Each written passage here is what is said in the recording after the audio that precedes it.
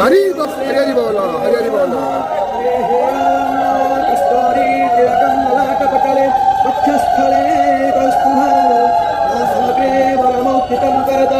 वेणुकले कंकण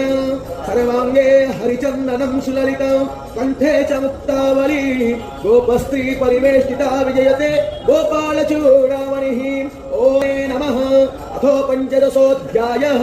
श्री पुरुषोत्तमयोगः श्री भगवानुवाच ओर्ध्वमूलमधस्ताकमस्मत्थं प्राहुरत्यय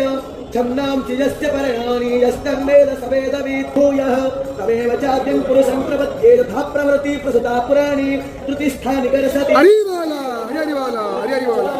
मतिस्परः दोहित्रैतानि संजाति वायुगन्धानि वासया श्रोत्रं चक्षुस्पर्शनं च रसनं ध्यानमेव च